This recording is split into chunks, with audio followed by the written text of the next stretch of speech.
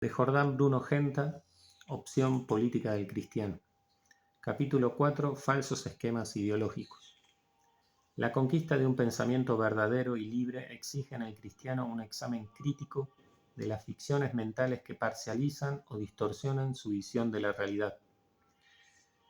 Es el camino obligado de su liberación que le permitirá restablecer el orden natural del ser en la verdad y obrar en consecuencia. La influencia ambiental, escolar y universitaria en boga, más la acción cotidiana de los medios de difusión y propaganda, configuran una mentalidad ideológica de neto cuño liberal marxista que confunde y extravía. La verdad es lo que es. Las esencias y su orden natural es lo primero que existe en la realidad. La ideología desconoce a las esencias y sus jerarquías naturales.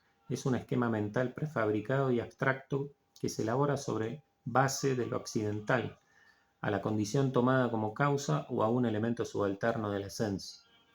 Así, por ejemplo, la falsa expiación ideológica reduce al hombre a los límites de la zoología o le rebaja a la moral utilitaria del éxito.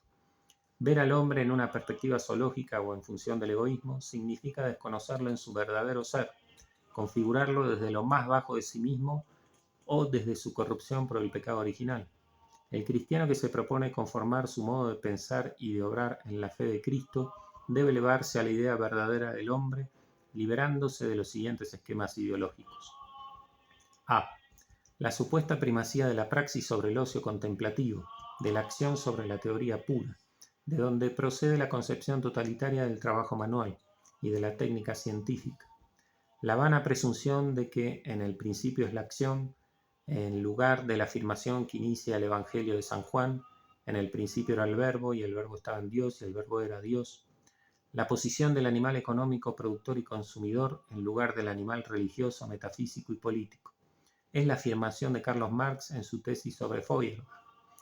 Es en la práctica donde el hombre tiene que demostrar la verdad, es decir, la realidad, la fuerza, la terrenalidad de su pensamiento. Disminuyen las verdades cuando prevalece el criterio pragmático, utilitario, positivista o materialista que se expresa en las conocidas sentencias. Saber es poder, la verdad es la exactitud o es el éxito. Salvo en el ámbito de las verdades de cosas o de números que son para usar y tienen un valor instrumental, la verdad es lo que es. Lo que es significa la esencia de lo real existente, la identidad y la distinción de cada ser, el contenido de la idea que es para contemplar y servir. B. Se prescinde del sentido del ser, de lo permanente, de lo sustancial, postulando al devenir, el cambio, el proceso dialéctico evolutivo o revolucionario como suprema categoría ontológica y supuesto ideológico del progreso indefinido de la humanidad. Se rechaza como criterio cerrado, estrecho y opresivo todo lo definitivo en cualquier plano de lo real. El compañero inseparable de Marx, Federico Engels, en el capítulo 4 de su Feuerbach y el fin de la filosofía clásica alemana, expresa de un modo rotundo esta posición ideológica. Abre comillas. La gran idea cardinal de que el mundo se concibe como un conjunto de procesos en el que las cosas que permanecen estables, al igual que sus reflejos mentales en nuestras cabezas, los conceptos, pasan por una serie ininterrumpida de cambios, por un proceso de génesis y de caducidad en el que se acaba imponiendo siempre una trayectoria progresiva. Si en nuestras investigaciones nos colocamos siempre en este punto de vista, daremos al traste de una vez para siempre con el postulado de soluciones definitivas y verdades eternas. Tendremos en todo momento la conciencia de que todos los resultados que obtengamos serán forzosamente limitados y se hallarán condicionados por las circunstancias en las cuales los obtenemos. Pero ya no nos infundirán respeto de esas antítesis irreductibles para la vieja metafísica todavía en boga, de lo verdadero a lo falso, lo bueno y lo malo, lo idéntico y lo distinto. Sabemos que estas antítesis solo tienen un valor relativo, cierra comillas.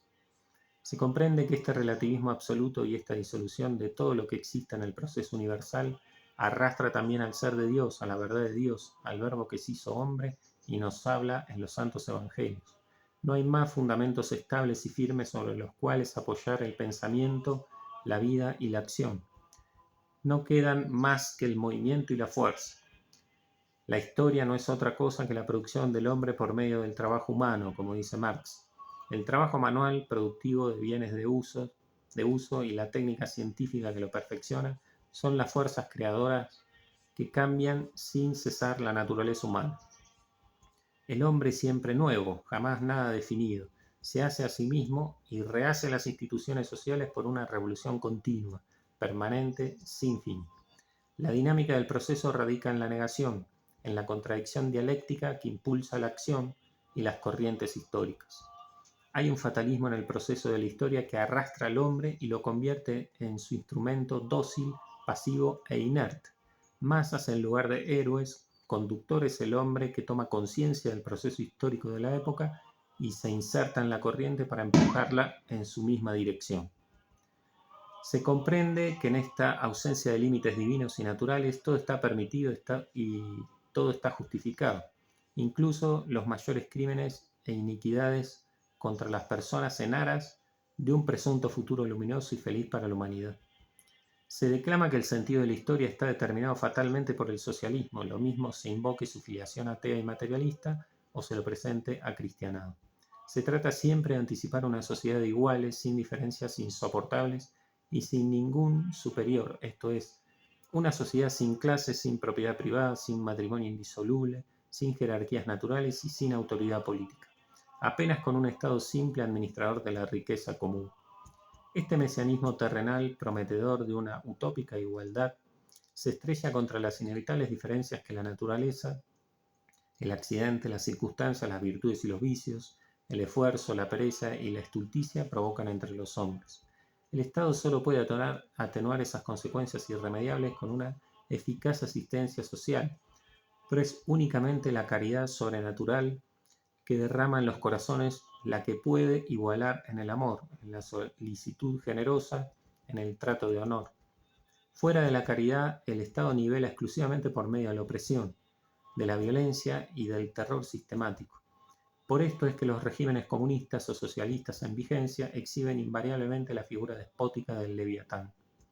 El socialismo en cualquiera de sus versiones es anticristiano porque atenta contra la naturaleza humana y contra el orden natural de la convivencia. Una cosa es la socialización entendida como incremento de las relaciones entre los hombres, como dice Juan 23, y otra muy distinta, la socialización en el sentido del colectivismo, del gregarismo, de la uniformidad o de la masificación en cualquier tipo de asociación con un fin común. Toda relación que absorbe, destruye o inhibe a la persona humana es antinatural y anticristiana. Por esto es que socialismo y catolicismo son términos contradictorios. Esas son palabras de Pío XI en la 40º Anno. C. Una ideología grosera, degradante y funesta por su amplia difusión es la que resulta de una antropología zoológica, según la cual el hombre es nada más que un animal superrevolucionado, provisto de un entendimiento práctico e impulsado por dinamismos elementales como los actos reflejos y los instintos. En la fraseología marxista, el hombre es un animal que produce y consume homo faber u homo economicus. El trabajo manual y la técnica científica que se perfecciona constantemente son las actividades transformadoras del hombre, las que hacen y rehacen su misma naturaleza. De ahí la concepción totalitaria del trabajo socialmente útil.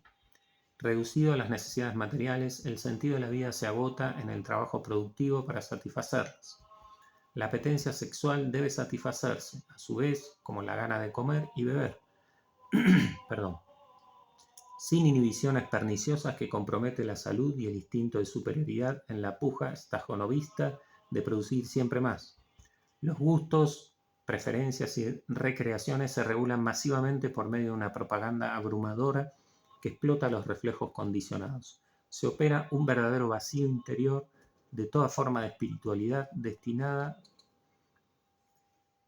desestimada como una mistificación ideológica o la mentira de las ideas elevadas. Se declaran superfluos o perturbadoras de la fe religiosa, la plegaria y la meditación esencial. Son abolidas todas las expresiones del ascetismo como el ayuno, la castidad, la mortificación, el esfuerzo continuado que exige el ejercicio de las virtudes. La antropología zoológica promueve la espontaneidad de los dinamismos instintivos y no reconoce otro criterio que no sea el éxito, la eficacia práctica a cualquier precio. La cuestión social se resuelve con la instalación confortable en la tierra que va a suprimir la alienación religiosa provocada por el Valle de Lágrimas. El hombre entregado exclusivamente a la producción y al consumo de bienes exteriores, con su concepción totalitaria del trabajo, resulta privado de vida interior, de libertad personal, de iniciativa y de bienes propios, o sea, de toda distinción y posibilidad de disponer de lo suyo. La justicia distributiva en función de asegurar la igualdad de los trabajadores sobre la base marxista de que todo trabajo es trabajo humano igual y de que todos los hombres socialmente útiles son trabajadores, responde al programa nivelador y esclavista del socialismo. Y a la vez que se organiza rígidamente a la multitud en el vacío interior, se produce la máxima concentración de la riqueza en una reducida plutocracia internacional junto con la concentración máxima de todos los poderes en el Estado. El socialismo o comunismo, en cualquiera de sus versiones políticas, tiende al planeamiento masivo y detallado de la economía, del derecho, de la educación y de la cultura, en vista de organizar el régimen de las termitas laboriosas y sumisas. La igualdad en el sentido de lo homogéneo, de lo uniforme, de lo masivo, de lo nivelado en la cantidad, es el programa del socialismo, un régimen antinatural y anticristiano que solo por la opresión despótica se puede imponer en las relaciones humanas. La primera etapa en la realización del socialismo es la instauración de la ficticia soberanía popular, en lugar de la real soberanía nacional. Se trata de la reducción de todos los ciudadanos a la igualdad política, igualdad abstracta de los unos indiferentes que se cuentan numéricamente. Nadie es quien ni vale según su función y su responsabilidad.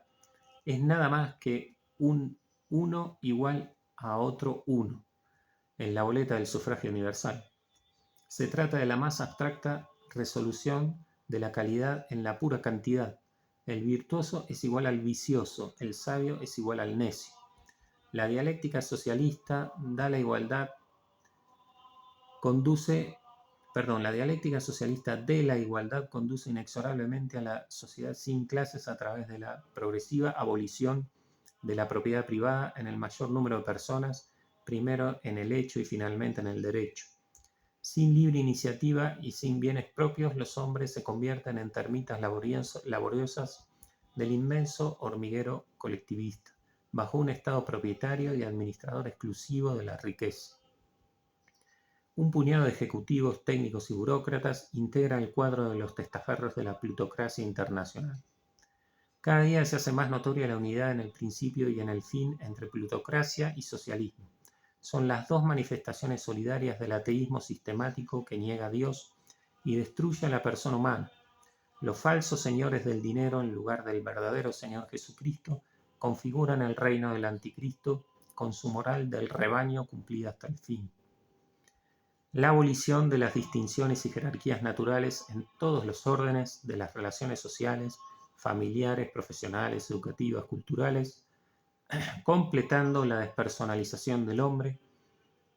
El socialismo, incluso en sus versiones acristianadas, borra la imagen de Dios en la criatura humana y seculariza a Cristo en la figura de un reformador social. El socialismo es intrínsecamente perverso porque es igualitario y el igualitarismo es ateo y materialista. Niega la suma distinción que es Dios y resuelve las distinciones en la materia indiferente. La justicia que da a cada uno lo suyo, lo debido, lo que le corresponde, es causa de desigualdad entre los hombres, de extrema desigualdad, porque hay los que merecen mucho y los que merecen poco nada, tan solo por la opresión violenta y brutal. Por medio del terror sistemático se puede imponer una igualdad arbitraria y forzada entre los hombres. No hay más que el amor para unir a los distintos en una igualdad superior, en la universalidad de lo común, participación en la verdad, en la belleza y en el bien trascendente. El amor iguala porque es donación, abnegación, sacrificio, porque lo mío es tuyo, porque se mide conforme a la necesidad del otro. La justicia diferencia porque se limita a lo debido al otro, porque lo mío es mío y lo tuyo es tuyo, porque se mide conforme a lo que pertenece a cada uno. Claro está que el amor no suprime ni anula la justicia, sino que la consuma y perfecciona con su abundancia generosa. Por esto es que confirma la distinción integrándola en la unidad superior. El ejemplo supremo es Cristo satisfaciendo en la cruz la justicia de Dios por amor de Cristo. El hombre es hecho partícipe de la vida misma de Dios. El conocimiento distingue para unir. El amor une a los distintos. Conocer es distinguir y amar es preferir. Ser persona es ser distinto, es ser cada uno quien es, con una vocación y un destino suyos. Pero cada persona realiza su individualidad en la universalidad de la verdad, de donde procede el amor que une a los distintos porque cada uno es para el otro. Si bien la raíz ideológica del socialismo científico o comunismo marxista es el materialismo dialéctico histórico, hay algo que es común a toda expresión socialista, incluso a la que invoca el Evangelio. Nos referimos a la idea de igualdad, pero se trata de una igualdad cuantitativa, exacta, abstracta, que vale en el ámbito matemático puro. Por el contrario, no puede aplicarse esa igualdad para definir lo que es justo, tal como enseña Aristóteles en la metafísica. La igualdad exacta no comunica con el bien, ni es el sentido de la justicia. 1000 es igual a 1000 en matemática, pero no es igual en moral. 1000 pesos en el bolsillo de alguien que tiene 1.000.000 no son iguales a 1000 pesos de alguien que no tiene nada más en el bolsillo. Por otra parte, se puede decir que la justicia distributiva, en cuanto se refiere a lo debido, a lo que le corresponde, a lo suyo de cada persona, pero por la misma razón, lo debido es distinto para cada uno. Lo que cada uno merece no es igual porque el mérito o la falta de mérito es algo personal y diferente según la persona y sus hechos. Los talentos, las aptitudes, la salud, la sabiduría o la ignorancia, la virtud o el vicio, las circunstancias, etc., hacen que la desigualdad sea notoria entre las personas. La diferencia en cuanto a lo debido acusa las distancias en el valor. La desigualdad es natural y también la justicia distributiva establece una desigualdad que llega a ser cruel porque unos merecen mucho y otros muy poco o nada. Y la diferencia justa también engendra odio, habida cuenta de la condición humana. El socialismo en cualquiera de sus formas aspira a la igualdad, confunde la justicia con la igualdad que tiende a nivelar a todos con todos. La clave del socialismo es siempre esa igualdad que corta las espigas al nivel de la más baja, esto es, que nivela en lo inferior, en lo ordinario, en lo mediocre. La igualdad socialista exige una opresión despótica, un terror sistemático, una aplanadora implacable para conformar el hormiguero humano. La persona es lo distinto y se despliega en la distinción. Sus actividades más propias dan en lo distinto. Conocer es distinguir, amar es preferir. La distinción es la identidad real del ser, de la verdad y del bien. Es también el derecho irrevocable de la persona singular a lo suyo, a lo que le pertenece, a los bienes propios en la jerarquía de valores, para poder disponer de ellos y de sí mismo. ¿Qué sentido tendría la comunicación de los bienes, la participación, la renuncia, la abnegación del propio yo, el sacrificio, si cada persona no tuviera lo suyo, lo que le pertenece de un modo irrevocable? ¿Qué sentido tendría la asociación, la comunidad, la comunión, si las personas no fueran distintas para converger hacia la unidad del fin común? La meta es el santo, el héroe, el sabio, el artista, el investigador, el atleta. No es la masa anónima, uniforme, inerte. No hay ni puede haber un socialismo cristiano porque tiende invariablemente a la absorción y a la destrucción de la persona humana y, por lo tanto, implica la negación de Dios, cuya imagen y semejanza es la persona creada. El socialismo es, quieras o no, anticristiano, porque es antinatural y Dios es el autor de la naturaleza. De hecho, Dios, hecho hombre, Jesucristo, no vino a derogar la ley ni el orden natural, sino a restablecerlos, confirmarlos y exaltarlos a una participación de la vida misma de Dios. Dios es el distinto por excelencia, y el universo creado es el lugar de lo distinto y no de lo igual, de lo distinto que converge hacia la unidad. Juan Ramón Jiménez nos ha dejado un poema metafísico que esclarece finamente el antagonismo entre lo distinto y lo igual, entre la jerarquía y la masa en que se juega el destino de la civilización y de las naciones cristianas. Vamos al poema. Lo que querían matar los iguales porque era distinto. Si veis un pájaro distinto, tiradlo. Si veis un monte distinto, caedlo. Si veis un camino distinto, cortadlo. Si veis una rosa distinta, deshojadla. Si veis un río distinto, segadlo. Y el sol y la luna dando en lo distinto. Altura, color, largor, frescura, cantar, vivir distinto de lo distinto. Lo que sea, eres distinto. Monte, camino, rosa, río, pájaro, hombre. Si te descubren los iguales, huye a mí, ven a mi ser, mi frente, mi corazón distinto. D. Entre las ideologías más difundidas y usadas está la concepción dialéctica de clases antagónicas, agudizadas actualmente por el bolchevismo, entre los extremos de una burguesía opresora y de un proletariado oprimido. Tesis y antítesis que se resuelve finalmente en la síntesis de la sociedad sin clase. Desenlace inevitable según el materialismo histórico. La connotación maniquea de esta ideología marxista se evidencia en la relación de explotador y explotado, de privilegiado y marginado, de verdugo y víctima inocente, en que se distribuyen los hombres de todas y cada una de las sociedades existentes. Este esquema simplista, burdo e infantil que adjudica todo el bien a una parte multitudinaria y todo el mal a una parte mínima, no resiste la menor confrontación con la realidad. Menos todavía con la realidad social argentina, a pesar de las situaciones de notoria injusticia que han existido y existen actualmente. Pero es innegable la proyección demagógica alcanzada por esta ficción ideológica, sobre todo en el ámbito estudiantil universitario. Lo más grave es que, a pesar de la evidencia en contra, el lenguaje dominante es clasista y sectario.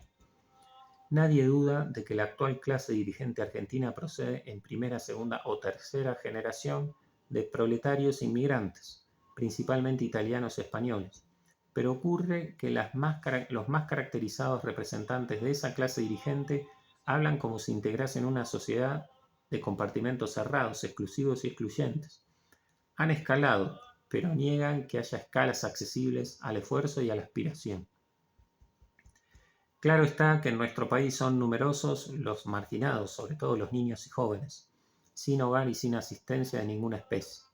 El más absoluto abandono pesa sobre muchos y más que en ningún otro lugar en las grandes urbes donde pululan las bandas y patotas de forajidos de toda especie. Los marginados no pertenecen a ninguna clase social, son el desecho humano del Estado liberal, neutro e indiferente a las exigencias del bien común.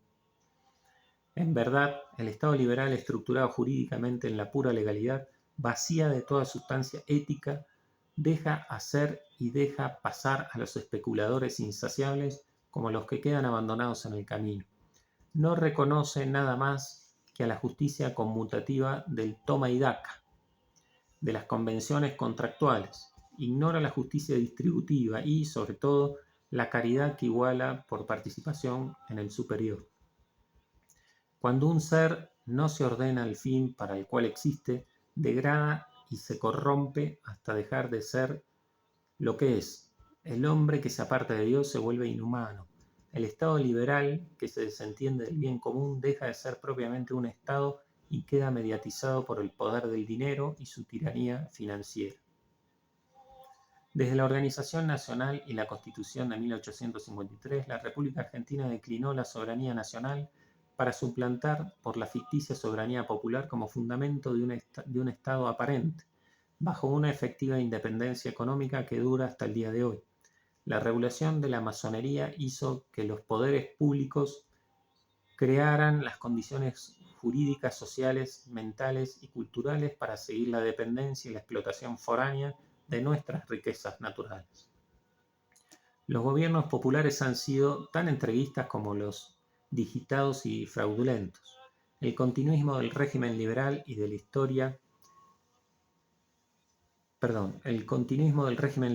de la dependencia económica son las constantes de la historia. Argentina desde 1853. Irigoyen y Perón han abusado de la fraseología nacionalista, pero han servido a la plutocracia internacional con la misma docilidad que los gobernantes de facto o elegidos más o menos fraudulentamente. Las actuales promociones de la patria socialista, del nacionalismo popular revolucionario o del socialismo nacional no son nada más que las últimas consecuencias de la mentalidad liberal y de la servidumbre económica de la nación. El liberalismo se resuelve dialécticamente en el socialismo o comunismo, pero se nutre y sostiene en la negación, y su proceso es la negación infinita, negación de Dios y del alma inmaterial e inmortal, negación del ser, de su distinción y jerarquía esenciales, negación de un orden natural en el saber y en el obrar. Es obvio que este sentido negativo del liberalismo se manifiesta como una liberación de todos los límites, distinciones y distancias, esto es, como una degradación progresiva hacia la materia informe, indeterminada, indiferente, que no es nada determinado ni es nadie por sí misma. Esta dialéctica materialista y atea proyectada en lo humano arrasa con la persona, máxima distinción de ser por su subsistencia y vocación, su capacidad de tener y disponer por sí misma. Arrasa con la persona vaciándola de sustancia y privándola de vida interior, meditación, oración, contemplación, amor, para enajenarla en lo gregario, en el rebaño, en la masa inerte, impersonal y anónima. El liberalismo tiende por su dialéctica intrínseca al socialismo, que iguala en la abstracción, en la privación, en lo inferior, igualdad política por reducción de todos los ciudadanos a unos indiferentes, soberanía popular, igualdad económica por abolición de la propiedad y de la iniciativa privadas, igualdad social por supresión de las clases y jerarquías, igualdad sexual por el divorcio vincular y la indiscriminación de los hijos, igualdad cultural por una educación en base a los reflejos condicionados y a la supresión de las inhibiciones que atentan contra la libertad de los instintos. Claro está que este proceso de nivelación en la indigencia espiritual y material, proletarización masiva, se corresponde con una concentración progresiva de bienes y de poderes en un pequeño grupo de potentados o en el Estado absorbente y despótico. La plutocracia y su instrumento político de explotación sistemática que es el socialismo, a pesar del sesgo nacionalista de su nueva táctica, avanzan rápidamente hacia la instauración de un gobierno universal con una prevista etapa continentalista. Es un hecho evidente que el capitalismo liberal, a la sombra del Estado neutro, ha producido una acumulación monstruosa de riquezas, encauzando a la vez la rebelión del proletariado hacia la esclavitud socialista bajo la seducción de un espejismo que confunde la justicia con una falsa igualdad. En lugar del reinado de Cristo, con su universalidad trascendente y jerárquica de los distintos que son uno en él, el reinado del anticristo con su universalismo de los iguales en su indigencia material y espiritual, en su servidumbre irremediable bajo el yugo de los banqueros ateos y apátridas. En lugar del verdadero Señor, los señores del dinero en figura de amigos de los pobres. Los cristianos que hoy se sienten atraídos por el socialismo deben meditar cuidadosamente el grado de compromiso posible con corrientes políticas inspiradas muchas veces con ideologías incompatibles con la fe, conforme la advertencia de Pablo VI en su carta apostólica del año 1971. Previene a los cristianos por su tendencia a idealizar el socialismo en términos, por otra parte, muy groseros: voluntad de justicia, de solidaridad y de igualdad. Insiste en que rehúsan admitir las presiones de los movimientos históricos que siguen condicionados por su ideología de origen. Se trata, claro está, de la ideología marxista, cuyo espíritu diabólico impregna en mayor o menor medida a todos los movimientos que asumen el nombre socialista por la seducción del éxito. Por esto es que el Santo Padre termina el punto 31 de su carta recordándole a los cristianos que en sus opiniones políticas deben dejar a salvo los valores de la persona, en particular de libertad, de responsabilidad y de apertura a lo espiritual que garantizan el desarrollo integral del hombre. Por nuestra parte, reiteramos que el socialismo, por más evangélico que se lo quiera presentar, no solo es imposible prácticamente sustraerlo a la corriente marxista-leninista que avanza arrolladora, sino que tiende a la despersonalización del hombre y a desvirtuar su espíritu comunitario enajenándolo en el colectivismo. Marx reconocía ese determinismo social absoluto. Menos que cualquier otra, mi concepción no puede hacer al individuo responsable de una situación de la cual él es socialmente un producto. La persona singular necesita para su propio desarrollo integrarse socialmente en verdaderas comunidades y llegar a ser uno con sus semejantes en la comunión de la verdad, pero sin perder jamás su distinción, menos todavía cuando hace de su persona un don, un ministerio de servicio y de amor. El cristiano no puede optar acerca de lo indiscutible, debe reconocer y afirmar el orden natural y el trato de honor que corresponde a la persona humana sin distinciones de ninguna especie. El cristiano tiene que aceptar la constitución de la familia, de la propiedad privada, de la profesión organizada, de la escuela, de la universidad, de la empresa económica, del municipio, de la nación y del Estado. Cristo es el autor y el restaurador del orden natural. Cristo reina sobre nosotros, no solo por derecho de naturaleza, sino por derecho de conquista en fuerza de la redención. Cristo es el verdadero libertador, el protector y defensor de cada hombre, sea cual fuere su condición. Por esto es que el orden cristiano de la sociedad y del Estado no puede lesionar ni rozar siquiera la dignidad de hombre alguno. Por el contrario, es la máxima afirmación de su verdadero ser. No hay diferencia entre los individuos y el consorcio civil, porque los individuos unidos en sociedad no por eso están menos bajo la potestad de Cristo que lo están cada uno de ellos separadamente. La exigencia primordial del cristiano es instaurar al hombre entero y a las instituciones sociales y políticas en Cristo, Rey y Señor de todo lo creado. El señorío de Cristo restablece, confirma y santifica el orden natural, que es el orden de los principios constitutivos de la sociedad y del Estado. El cristiano puede optar exclusivamente sobre lo accidental, mudable y contingente, también sobre el criterio prudencial para conjurar la sustancia con las circunstancias. Es la materia opinable en la política, pero ella es, ante todo, la ciencia arquitectónica del orden de los principios y del bien común.